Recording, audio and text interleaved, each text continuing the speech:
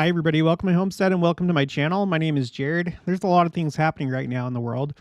Don't know if you've already seen some of these stories today, but we're going to go over what's going on in Israel. Russia is doing nuclear tests, which is a little bit concerning. Iran is going to start doing some stuff tomorrow. We're going to look at an update on Hurricane Otis, which was a Category 5 hurricane that hit Mexico, specifically Acapulco. And it seems like there's a death toll that started with that event. And then I have a couple emails sent by you. So I'm going to go over those. Someone brought several new quotes that I didn't have before in regards to a particular topic.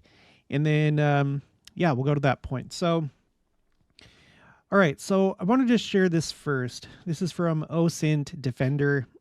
Footage has been released showing the armored assault last night by the Israeli Defense Force in the northern Gaza Strip, involving a number of Merkava Mark IV main battle tanks, Caterpillar D9 armored bulldozers, and Puma armored engineering vehicles. During the assault, the bulldozers can be seen clearing dirt piles near the border fence, as well as constructing several paths, which will likely be used during the upcoming invasion. Okay, so the invasion has not started yet. I feel like this is like the big hammer that's about to drop. I guess we'll see what happens, but I think things are going to escalate really big after that occurs. It seems like that's what Iran and terrorist groups are waiting for before they take it to the next level. So we're on day 20. I was looking at YouTube today on I-24 TV. That's an Israeli news station. And they were saying, I think today is day 20. And so it's been a while since this attack occurred, the initial attack. And you would think, well, why haven't they gone in yet? And there's been a bunch of different reasons, at least things that people have wondered out loud in these different news articles. One thing was waiting to see what Hezbollah was going to do and make the necessary adjustments and prepare for that, because that's probably going to be a second front in the war. I saw something, I should have pulled it up for this video, but I saw something where essentially Israel is giving the United States time to bolster its defenses in the Middle East, because already there's been attacks on U.S. military installations and assets and personnel. And so, because basically once Israel attacks, then not only Israel is going to, not only are things probably going to escalate on Israel itself, but also on America and potentially other Western countries in the Middle East. So it's like giving them time to be ready for that. And I want to say there was something that said something to the effect that they're scrambling to get 16 Patriot air defense systems to help protect the military bases in the U.S. military bases in the Middle East. So there's that. There's another thing I'm about to show you here in just a minute. But anyway, I just wanted to show you this because it looks like they are getting ready. They're not just like sitting there at the border. There's some stuff that's taking place. There have been some like smaller exchanges from what I understand, like tanks firing and stuff like that, and some like limited incursions so far. But here's like a new thing where they're like actually, it seems, paving or clearing paths in order for the ground invasion to take place. Okay, so and then this was released by the IDF on X. In preparation for the next stages of combat, the IDF operated in northern Gaza. IDF tanks and infantry struck numerous terrorist cells, infrastructure, and anti-tank missile launch posts. The soldiers have since exited the area and returned to Israeli territory. So, okay, so here's like one of those limited incursions into Gaza. Okay, so, and then on top of that, this is the first time that I've seen this today. I've seen it in a couple places on X, but there's a couple like articles here that say that Netanyahu said that a date has been set. And of course, we don't know what that date is, but there has been like some I think that have kind of questioned, are they still going to do it? Are they going to do the ground invasion? And the overwhelming evidence has pointed to yes, and then this is just the latest example of that. In a this is from anash.org, and this is from yesterday. In a nationally televised address, Prime Minister Benjamin Netanyahu affirmed that a ground incursion by the IDF is imminent, despite apparent delays in its launch. While he confirmed that Israel is preparing for a ground operation, he refrained from disclosing specific details regarding when or how it'll occur. Furthermore, he did not divulge the full set of considerations guiding these actions. Yeah, there's a tactical element to this where there may be specific things that they're waiting for. And I think we do have a hint of that in this next article from Town Hall. Netanyahu sets date for the ground war in Gaza. Israel is just waiting on one thing. Now, don't know if that's exactly true, but supposedly and potentially, what it says here, Spencer mentioned on the podcast today that the IDF could be waiting for Hamas to exhaust the 1 million liters of fuel they've stockpiled, which could go to hospitals but has been used for terrorist activity, namely keeping their web of tunnels ventilated. With no fuel to keep the generators keeping these jihadi tunnels supplied with oxygen, Hamas, which reportedly had 40,000 fighters, will have to do their fighting topside. Okay, so that would make sense. That's not necessarily the official word, but if you didn't know, I don't know how closely you follow this. Let me know if you already knew this or not in the comments. But Hamas, and probably the Palestinian Islamic Jihad, because I know that they operate out of here too. They have a whole network of tunnels where they keep their stockpiles of rockets and probably have other things going on in those tunnels. And so that's obviously a problem. It's already hard enough engaging in urban warfare, is my understanding. But on top of that, if you have tunnels, it just makes it even more difficult. So, yeah, if the oxygen can maybe not 100% run out, but if it can be like a low oxygen situation and it forces them to the surface, then that'll probably make things easier. So that makes sense to me.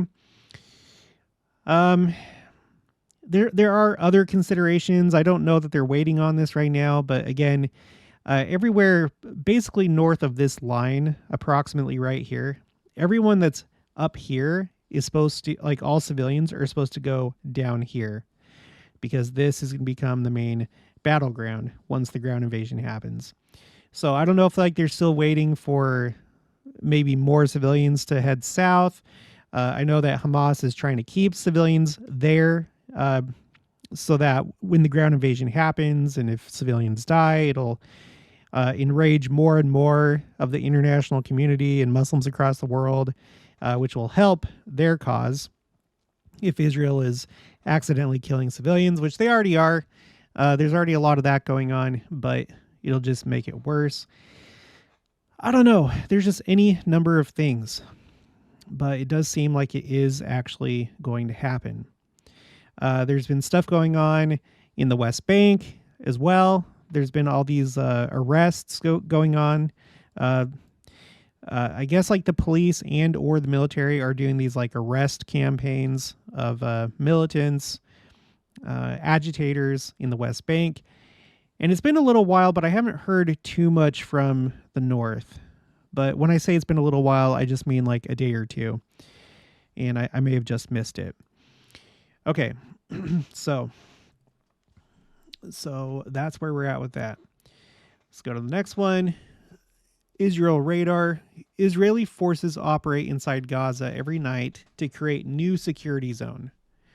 IDF is clearing explosives, removing obstacles as first step to set up buffer zone across entire frontier. Gaza residents will no longer be able to reach border area. I'll take their word for it. I trust Israel radar. They put out good good information. So I'm not going to look that up, but that's an interesting concept. Let's go to the next one. OSINT defender. The Iraqi militant group Kataib Hezbollah, who are directly under the control of the IRGC's Quds force. So that's the, what is it? Iranian Revolutionary Guards. I don't know. It's like the military for Iran, like a branch of the military. And the Quds force, Quds, if you don't know, that's the name for Jerusalem. What the Muslims call Jerusalem is Quds or Al-Quds. Have released a statement today in which they announce their readiness for a war of attrition that will extend for many years, and that they will begin to escalate this conflict against the quote-unquote enemy, Israel and the United States, in stages, which will move to a wider zone and include stronger and stronger attacks. So, yeah, so that's nice. I guess we have that to look forward to. Not only from them, but there's other groups too. Let's just read this. Once again, the Iraqi people affirm that they are at the forefront of free peoples who believe in the right of the Palestinian people to defend themselves through demonstrations and events that took place since the beginning of the Al-Aqsa flood. That's the name of the operation. The name was given by Hamas, Al-Aqsa flood. Also, an alternate to that is Al-Aqsa storm. Oh, and here we go. We have a... Whoa. We got an attack going on. Seva Adom is the website. I'll put this in the description below if you want to keep on top of the rocket attacks. But it looks like they're hitting the Tel Aviv area right now. And, well, this looks like a bigger one. I know that there was a larger one earlier today. I was out, doing errands when it happened, so I haven't had a chance to look at this website and count the lines. That's like the only way that I can compare, rocket attacks to other rocket attacks, because I'm not going to count each of these individual cities and sectors and towns. That's a little bit too much, but I feel like if I can just count the lines like this, like 1, 2, 3, 4, 5, but I need to wait for this map to, oh, geez. Okay, this is a larger one. This is definitely a larger one. But I can't really make my comparison until this changes. Here, let me refresh that. Oh my gosh. Wow. Okay, let me do this. I'll refresh the page. Hurry and click on English. There we go.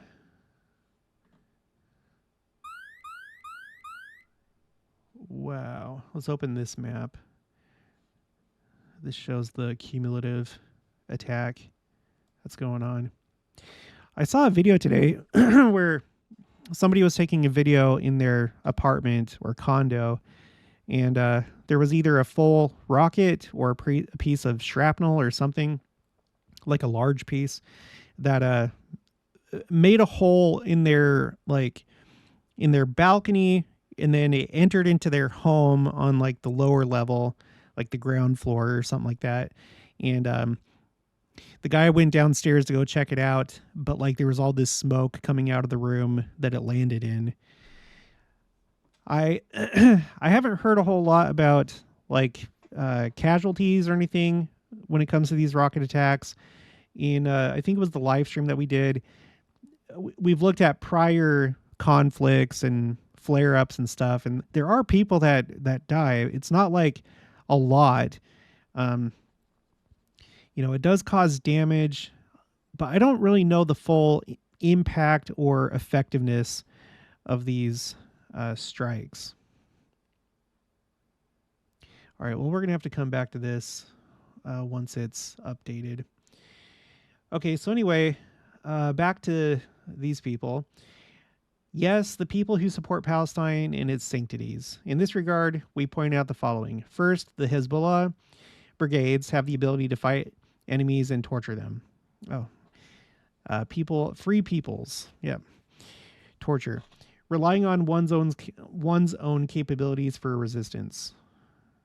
Second, we are ready for a war of attrition against the enemy that will extend for years, and we are faithful with victory, God willing. Third, the escalation against the enemy will be gradual and will take up a wider area in stronger blows. Fourth, the enemy must stop killing innocent people in Gaza and lift the siege imposed on them and abandon the slogan of displacement. Peace be upon the righteous servants of God. Well, I can agree with that statement. But I guess the question arises, who are the righteous servants of God? Well, I think you and I know if you're watching this channel. Okay, so here it is. This is a 1, 2, 3, 4, 5, 6, 7, 8, 9, 10, 11, 12. Okay, so this is like it's a 12-line attack. Using my, not too accurate method to gauge these attacks. Oh, this must have been the one earlier. Let me count this up. Now, just so you know, the largest one that I've seen so far was a 32-line attack. And then before that, in the number 2 spot, from my own personal observations, it was 15. So this one that just happened almost got to 15. Let's look at this one that happened 9 hours ago. 1, 2, 3, 4, 5, 6, 7, 8, 9, 10, 11, 12, 13, 14. Okay, so this one right here is the third largest that I've seen. Let's pull up that map really quick. I just want to see what it looked like. Yeah, it was pretty much squarely on the Tel Aviv area. Yeah, most of the rocket attacks are on Tel Aviv or kind of like around the Gaza Strip, and then sometimes like right here, Ashkelon and Ashdod, whatever. And then occasionally there's some like up in the north, but not as much. Okay, so it's been kind of a heavy day for rocket attacks. 4 minutes ago, 4 hours ago, and then 9 hours ago. Okay, let's move on. Email from Crystal, subject line, Russia tests ability to deliver massive retaliatory nuclear strike, says defense minister. And then she leaves a link and then tells me to choose happy with 2 sunflowers. Saber rattling, ... but still. Well, who knows these days? Who knows? There's a lot of very unexpected things that are happening with Russia itself. When it was doing military drills, quote unquote, before the Ukraine invasion, it turned out that no, those were actual, like that was going to be the actual invasion.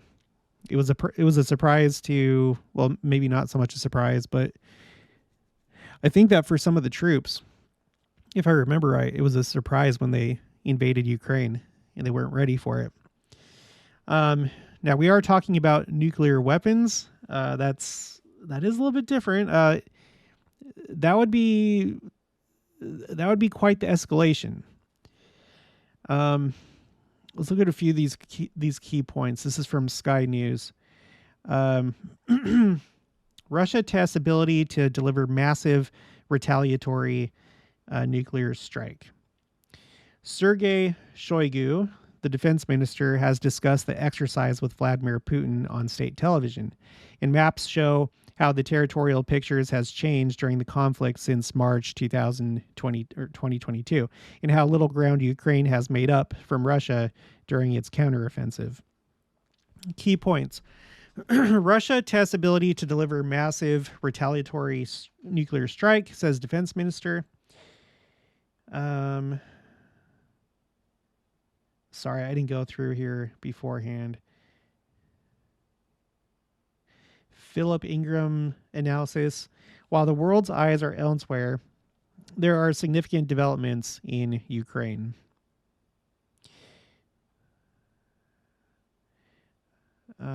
Blast near power plant. Russian drones were shot down near the Khmelnytsky nuclear power plant in western Ukraine, which Vladimir Zelensky said was likely the target. Some 20 people were wounded and windows shattered by the blast waves. Nuclear response test.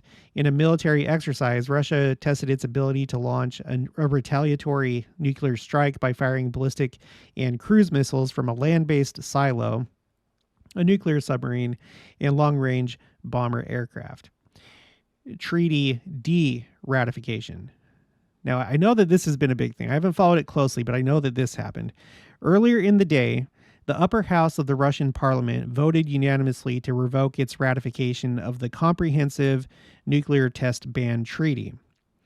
It is now up to Vladimir Putin to sign the legislation. And I'm willing to bet that he's probably going to sign that. Okay, so, more threats. I hope it's saber rattling. I don't know. I've been watching some of these.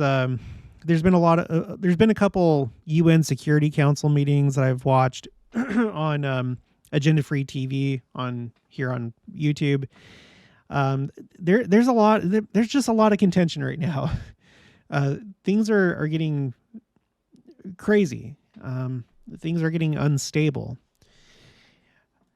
So I would take it seriously. And then we have this here. This is from Politico. 19 U.S. troops diagnosed with traumatic brain injury, or TBI, following attacks in Iraq and Syria. So if you didn't know, there have been attacks on, like I said, military personnel and assets and installations in the Middle East. In this case, namely Iraq and Syria. So as Israel goes into the ground invasion stage, I'm imagining it's just going to get worse. And I don't think anybody really knows how bad it's going to get. Is the United States going to end up in a war? Maybe not, in Israel, helping Israel, but is the U.S. going to get into a war with, say, Iran? Or, to obtain some other objective? I don't know. But we're not headed in a very good direction right now to avoid that. I can only imagine what's going to happen once the ground invasion starts and how that's going to affect the United States. We've already noted that there's 2 aircraft carrier strike groups that have come into the region. I don't know if the USS Eisenhower strike group is there yet, but I know that it was on its way. We talked about the 16 Patriot missile systems that they're trying to set up to protect the bases in the Middle East, the U.S. military bases and personnel. I know there was something about some Marines, U.S. Marines that were headed to the region. So things are kind of looking like that. Okay, this is a post from a Shark News. I looked them up. It's an Arabic language television channel and news portal with a focus on regional and global economics. So it's this company right here. Headquarters, Riyadh I guess they have 3 headquarters. One in Riyadh, Saudi Arabia, Dubai, and then one in Washington, D.C. All right, so what did they say? They say the Iranian army, the start of large-scale maneuvers for all ground forces formations tomorrow. Of course, this is probably not the best translation, but you get the idea. The start of large-scale, military exercises or maneuvers tomorrow, according to a Shark News. So I've already talked about how there's been different sources that have noted that there's movement in Iran of military hardware and weapon systems and stuff like that. So I don't know. People are starting to position themselves for war.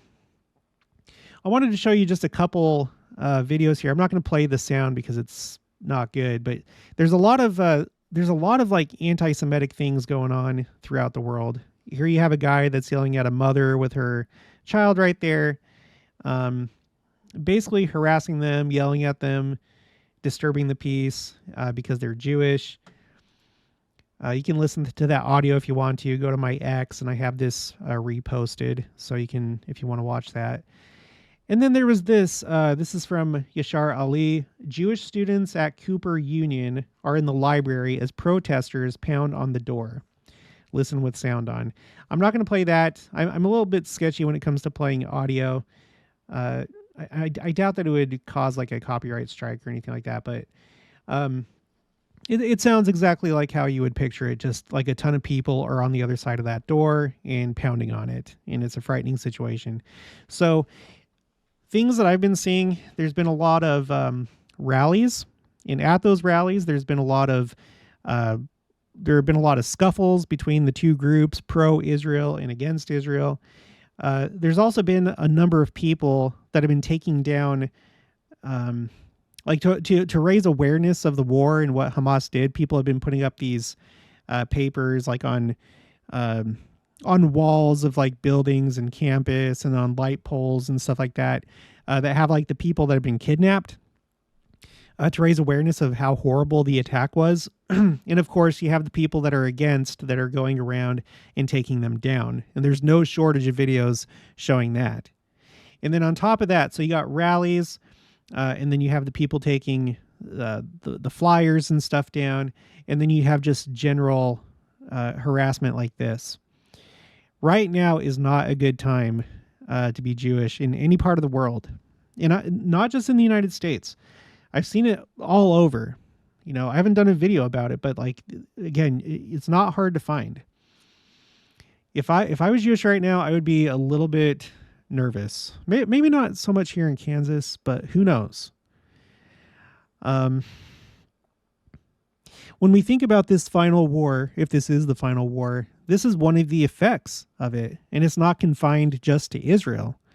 It's affecting everybody that's Jewish throughout the world, probably in one way or another. So as a people, you can see how this is going to be like a very intense, emotional experience as we approach the second coming. There are going to be those that are living a telestial lifestyle that will be counted among the wicked. But for those that are terrestrial or even prepared to live a celestial law, they're going to go from this like nightmare scenario that we're seeing right now, from that to sudden peace when Christ comes, and he comes to save them. And it's not just going to be peace for Israel. It's going to be peace for the entire world, but peace for people like this that are worrying for their safety, that are being harassed and stuff like that. It's going to be a really profound experience worldwide. So, okay. And then let's just talk a little bit about Hurricane Otis. So as of today, some numbers have come out, and there's at least 28 or 27 dead after this Category 5 hurricane. I talked more about the hurricane and how it broke records in my last video. I would encourage you to watch my last video. It was good. We were talking about the difference between quickened, translated, caught up, transfigured, which, just go watch the video. You'll enjoy it. But I also talked about Hurricane Otis. So if you want more of the details, if you missed that, go watch that video. I've updated my disaster tracker. The tab is called Signs Disasters. And I've added this right here. 27 dead so far. So yeah. The most recent, really deadly disaster was the earthquake in Afghanistan, in Herat, with over 2,000 people killed. But Storm Babbitt in the UK, the last I checked, there are 7 people that died from that. And then Hurricane Otis, at least 27. And I'm sure that number will probably go up some. All right, but let's look at some of the videos here. That is actually a pretty frightening. I would not want to be right there. I'm not a big fan of heights. After Hurricane Otis made landfall in Acapulco. So you can see just how devastated that area is. And look at that hotel room. Look at that. You know, the last time that we were looking at this in the last video, I was talking about the fact that it looks like the city was put into a blender. Look how there's just stuff all over the place, and like all these windows, and like the facade of this building is like ripped off. All right, let's go to the next one. More images coming out of Acapulco. Still no info on casualties. Well, that's at the time that you posted this, but now there is. This is from yesterday, last night, when this was posted. Yeah, that was a powerful event that they went through. Prayers for the people that have been affected by it. Okay. Gabby S. Oh my, the venue of the Acapulco Open suffered significant damage from what I could see in this brief clip. Yep, it looks like it's been turned into I don't know, like you see all the flooding and stuff around it, and then if you saw it, there was water inside the stadium. Yeah, right there. So, you got that.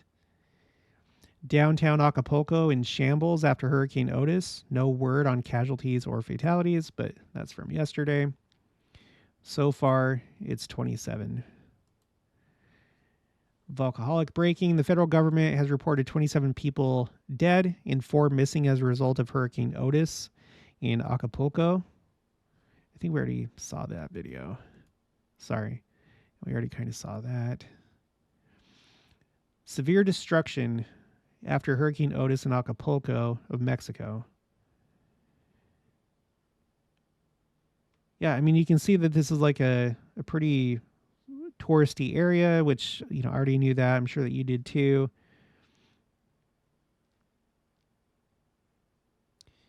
But yeah, just trees down and buildings destroyed and debris all over the place. That is crazy. Okay, well, let's move on from that. Let's go to some of these emails. So I got one from Michelle Nair.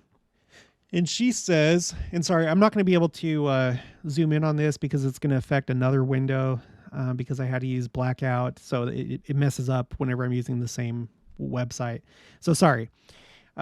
Hey, Jared, I was listening to your show today and I was thinking that surely Israeli people built the visitor center along with the members of the Church of Jesus Christ of Latter-day Saints.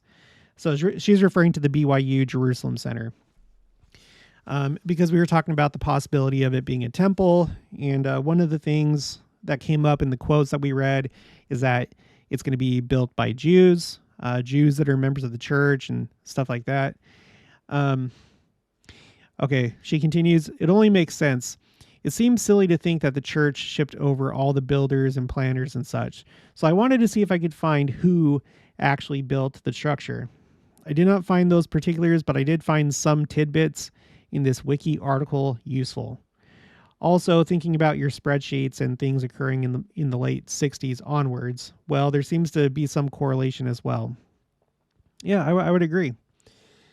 I doubt, I mean, I can't say for sure, but I wonder how the 6-Day War affected the church's ability to build the BYU Jerusalem Center. The 6-Day War is when Israel captured Jerusalem. I don't know, it may or may not, but I'm thinking that it probably did. It probably helped with that. So that's something to think about. That happened in 1967. So I'm not going to read all this, but she basically shows that, okay, so first it says in 1972, David B. Galbraith became the director of BYU's program in Jerusalem. He remained in this position until 1987 when the church's first presidency asked him to organize the BYU Jerusalem Center.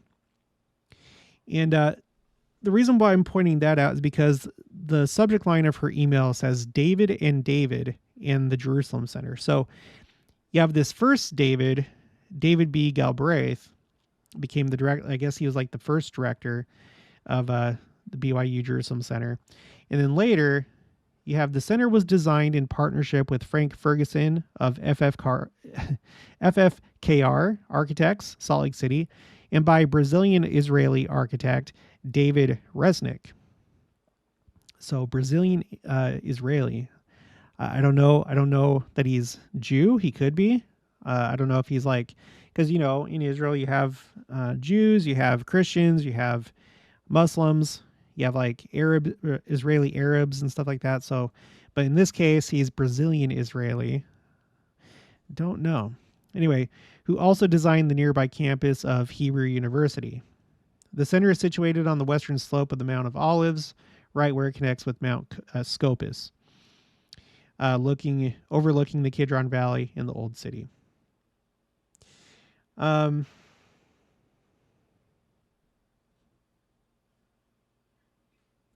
So anyway, her conclusion is there were modern prophets involved and Jews. Those are my thoughts. And those are good thoughts. And of course, the actual like construction workers, I'm sure a lot of them were probably Jews. There were probably a lot of Muslims as well. So yeah, that's something to think about. But I do think that's a really interesting point, that you had these two main people, and both of their names were David. So that's something to think about. And I'm not saying that fulfills any sort of prophecy or anything like that, but David is a special name.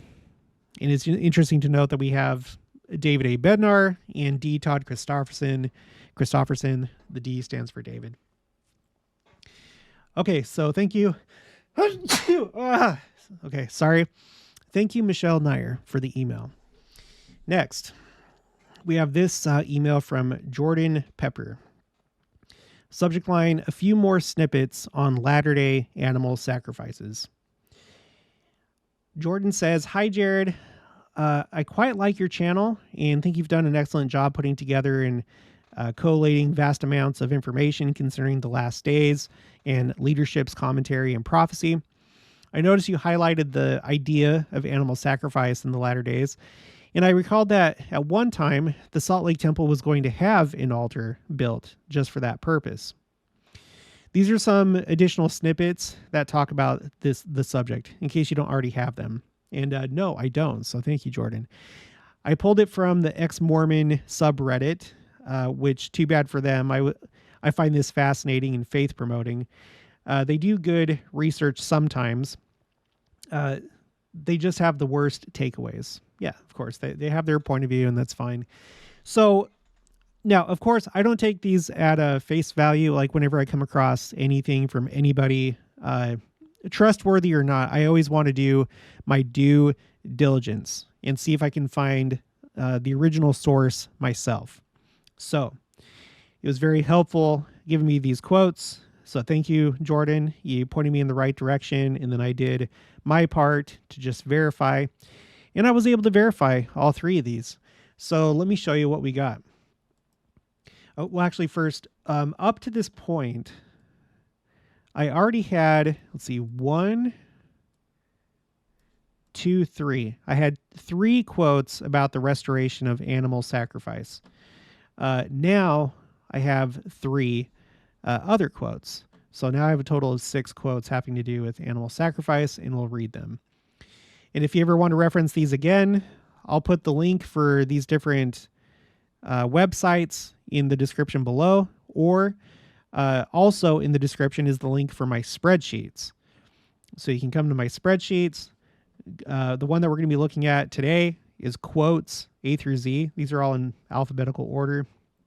Just click on the 3 dots down here, and then they're all in alphabetical order. Sometimes I rename them when I feel like I can categorize them in a better way. Okay, so let's see what we got. So the first one can be found on byustudies.byu.edu. This is volume 16, number 3. Okay. And you can click on here. It says you can purchase the print edition if you want, but you can get it for free by clicking on the full journal PDF. Okay. So that's what I did. And the article that we're looking at is by William G. Hartley right here. Ordained and Acting Teachers in the Lesser Priesthood, 1851 to 1883. All right, so this is found in the footnotes of page 384, and it's footnote 23. In 1846, for example, Brigham Young said, quote, "When we see a temple built right, there will be a place for the priests to enter and put on their robes and offer up sacrifices, first for themselves and then for the people." And that's from Heber C. Kimball Journal, the 2nd of January, 1846. Now, I tried to find that for myself. On that one website that I go to all the time, this one right here, archive.org, there are so many things on this website. You set up a free account. It's an online library, a digital library. And they did have a journal from Heber C. Kimball, but I wasn't able to find it in there. But it seems that there are a bunch of journals. If you go to the BYU, well, no, is it on the BYU's website or the church website?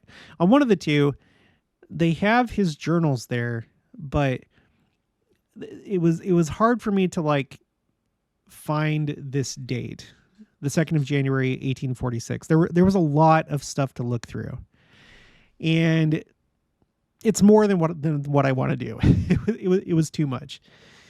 So with this one, I'll just be satisfied with the fact that it was published in this BYU Studies journal. Okay, but here it is. Brigham Young, "When we see a temple built right, there will be a place for the priests to enter and put on their robes and offer up sacrifices, first for themselves and then for the people." Okay, so there's that. Next, this is on Church History Catalog, and this is Wilford Woodruff's Journals and Papers, 1828 to 1898. This one was easier to find because he did a really good job separating his entries and labeling the dates. Whereas when you go through Heber C. Kimball, all I saw was just a lot of writing, and it was hard to see, separation between dates. Okay. So we're looking at it right here. Okay. This is December 18th, 1857. Okay. And up here, he's talking about President Brigham Young called into the historian's office. Okay, da-da-da-da-da. And then for some reason, this part right here is blacked out or redacted or whatever. If any of you know why this would be, let me know in the comments below. I have had some experience looking through the church history catalog, trying to verify other quotes and stuff like that. And so far, in my experience, I haven't come across this kind of thing here before. So I don't know why that is. You can see that he originally, this part of the entry for the 18th, he drew a box around it. You see this line right here? It goes, and then down here, it includes what we're about to read, this bottom part. So I don't know. There's something right there. I don't know why it's blacked out. But he says, now this one's it's hard to read. Under the pulpit in the west end will be a place to offer sacrifices there. Sacrifices. There will be an altar prepared for that purpose, so that when any sacrifices are to be offered, that should be offered there. And then he has some kind of little drawing thing right here, which looks like the one that's up here. He did it like right here. I don't know if those are like flowers or is that some kind of like just doodle. He did a lot of like I've seen his journals before, and there's a bunch of like these kind of like doodles and stuff. So I don't know, maybe it's just him doodling. But anyway, there you go. And then let me just read it one more time, a little bit more clearly. Right here. Let me zoom in first. Okay, 200%. Under the pulpit in the west end will be a place to offer sacrifices. There will be an altar prepared for that purpose so that when any sacrifices are to be offered, they should be offered there. Okay. And then the last one is from Joseph Smith. So this is a new one. We already had this one from Joseph Smith that you can find in History of the Church, Volume 4, pages 211 to 212, and BYU has all 7 volumes of History of the Church, so it's easy to find. This one, not so much. You can definitely do it, but it's a little bit harder to navigate. So I first went to the first reference that was given, which is for this book called "They Knew the Prophet" by Hiram Leslie Andrus. I know him, Hiram Andrus. Published 1974. And from what I can tell, this is kind of like a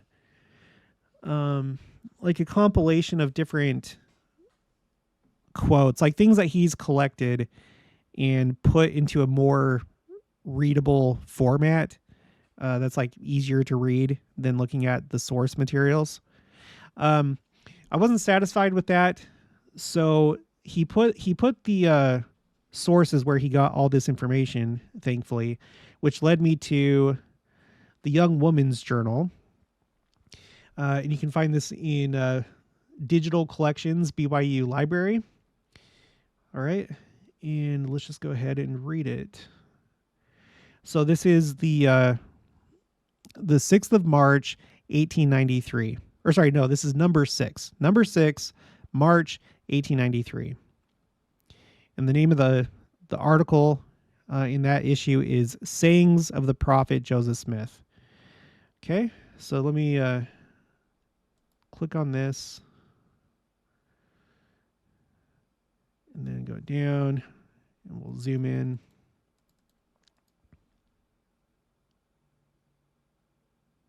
I guess I'll read this part.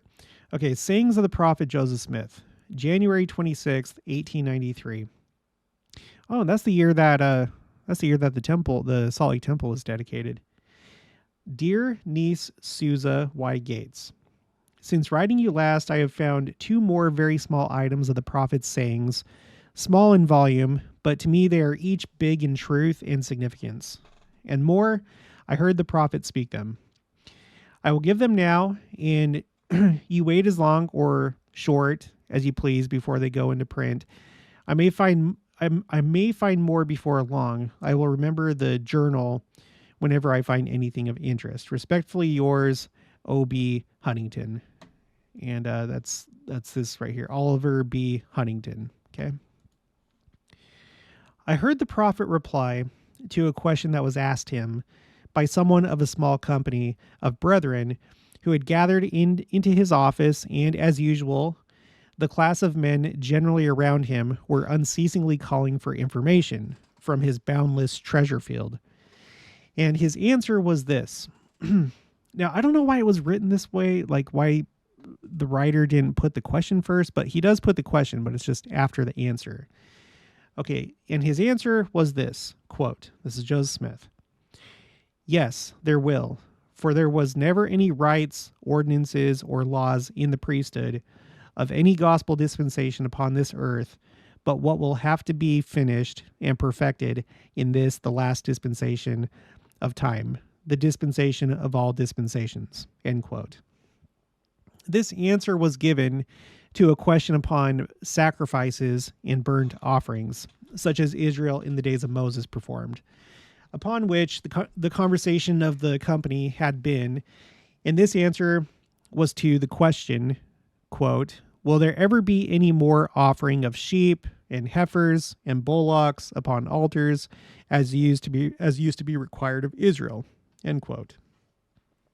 So let me just read it in a more like the way it probably should have been written, in my opinion. So question, will there ever be more offering of sheep and heifers and bullocks upon altars as used to be required of Israel? Answer, yes, there will. For there was never any rites, ordinances, or laws in the priesthood of any gospel dispensation upon this earth, but what will have to be finished and perfected in this last dispensation of time, the dispensation of all dispensations. Okay, so there's another one. So now we have two quotes from Joseph Smith himself. Okay, so we have those two quotes, and then we have two from Brigham Young, and then we have Joseph Fielding Smith. And then it talks about it in the Doctrine and Covenants Student Manual for Religion 324 and 325. And I think that's Institute. It's an Institute manual, and it talks about it there. Okay. Two from Joseph Smith, two from Brigham Young, one from Joseph Fielding Smith, and then it's in this Institute manual. Okay, so hopefully that's clear. I know that it rubs people, well, not everybody, but it rubs some people the wrong way. And that's understandable. Believe me, I love animals. In fact, just earlier today, before I started making this video, our daughters, one of which that has ADHD, left the our chicken area open.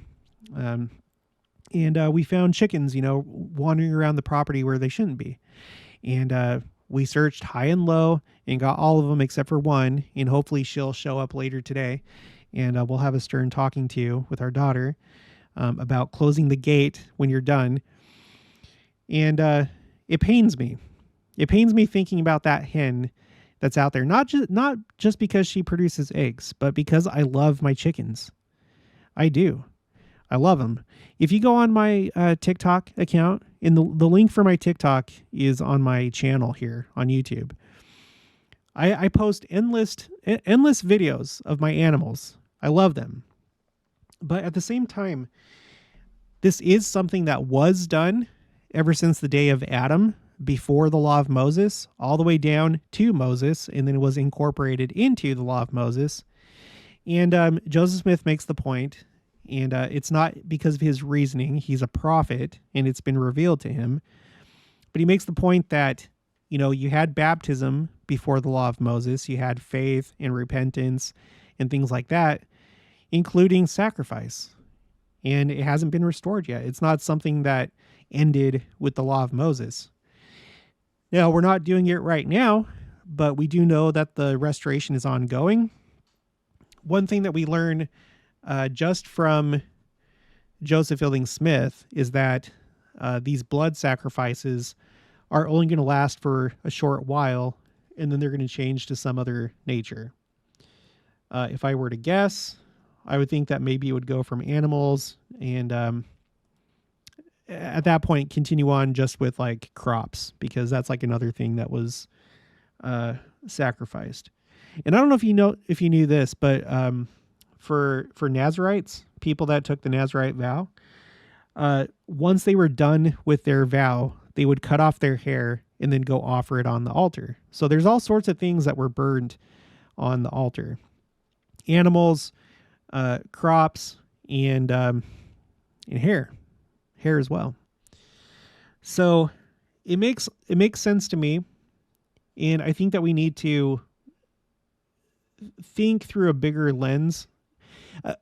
Okay, like think about it like this: people that don't have the gospel in their life, especially people that don't believe in God or are agnostic, they don't know what happens after this life, or they think there's nothing after this life. To them, death is like a tragedy. Death is, horrible, because it's like, for all intents and purposes, it's the end of your existence, Or if you're agnostic, like who knows what you believe. But it's potentially the end of everything that you are right now. And so it's like a really sad and very depressing thing. But our Heavenly Father is above all that. When somebody dies, like as horrible as it was, all the horrible acts that took place on the 7th of October, like to us and to our sensitivities, it's horrible. But to our Heavenly Father, he's like, well, okay, they're done. This person, they're done with their mortal experience. Now they're in the spirit world, and life continues. And in fact, for those people, for many of them, the righteous, like it's actually better for them once they leave this life. And it's going to be better for all of us if you live righteously. So he has a much different perspective. It's like, this is a lame example, but it's like whenever Jenica and I in Phoenix used to go to the gym, and it was a nice gym, by the way. It was really a Lifetime Fitness. I don't know if you guys have been to Lifetime Fitness. It's pricey, but it's worth it. They have a nice like daycare area, and it's kind of like that. You take your kid to daycare because you have. This isn't a perfect metaphor. You take them to daycare, and they're there for a while, and then they leave, and then you move on to real life. This mortal experience is so short, and compared to eternity, it's of so little consequence when it comes to like our day-to-day activities. Like all that matters is who we become and accepting the Savior and being on the covenant path, but everything else is virtually meaningless. So from an animal's point of view, they come here, most of them, their lives are already really short compared to humans. And when you're killed, they do it in such a way. I've talked to Rabbi Gerfein about this. There's a rabbi that has to inspect the knife because it has to cause as little pain as possible. And it's done in a way that it's done as quickly as possible. So as little pain as possible and quick. I don't know if you've ever been through like a traumatic experience, like physically. But I think that for a lot of people, when they die, unless it's like a slow death from like a disease or something like that, I think that death probably comes and goes a lot more quickly and naturally than what we think. I can speak for myself when I say, when I was in Scouts, when I was young, we went down to Moab, Utah, to a place called Slick Rock. It was like a bike trail. And I fell from my bike because I like went up and over this kind of like ridge thing. And I fell off my bike and I got knocked out. And I still have no memory of it to this day whatsoever. So it doesn't matter how traumatic that experience was. I don't remember it. For all intents and purposes, I didn't even experience it. So I think it's the same thing when it comes to death. Like whenever we've, for example, whenever we've processed, or the other word is butchered, our chickens, which we have done, it's been a while, it's fast. And from their point of view, I think it's just like, oh, like you're just suddenly gone. And if there is any pain, it's just for like a split second. It's not the worst thing in the world. All of us come here, we're all born, and we all die. We're all going to exit this life some way. And it's been my personal observations that nature in this world that we live in is very symbolic. It's literal, but it's almost like, like little kids, like kindergartners or toddlers, like you have like these like goofy, cartoonish like toys for them to like help them, learn, whether it's like colors or shapes or things like that. You give them these like toys that are at their level for them to learn. And I feel like that's what this life is like. I feel like when it comes to animals, they have value, they have souls, they have intelligences, and they have an eternal destiny. But we learn from them, and they're used for spiritual lessons, one of which is sacrifice. right? We learn the lesson. Well, we learn a couple different lessons from it. One is that we think about Christ and his sacrifice, right? That's like one, and probably the main purpose of animal sacrifice. But another is you taking something that has value to you and then giving it to God. So that's another layer of sacrifice. Like when you're doing like an animal sacrifice, you're giving the best of your flock or whatever. One that would have maybe been a good meat producer or maybe like milk producer or something like that. And then you sacrifice it. You take something that's perfectly good, but because you love God more, you sacrifice it. And therefore you gain a spiritual experience from that. And then I also talked to Rabbi Gerfein about it. He had like an additional insight where when you sacrifice an animal, like on a spiritual side, you think about that animal part of yourself, the natural man. You know, we would call it the natural man. And it's like you take that natural man, which is an enemy to God, and you remove it from yourself and you sacrifice it. You sacrifice those things that the natural man wants, all the different lusts and appetites and, whatever, addictions and things like that the natural man wants to engage in. So there's all sorts of spiritual lessons that come out of it, and it's good for your soul. And we have other ways that we do that right now, but it makes all the sense in the world to me that it would come back, at least for a time.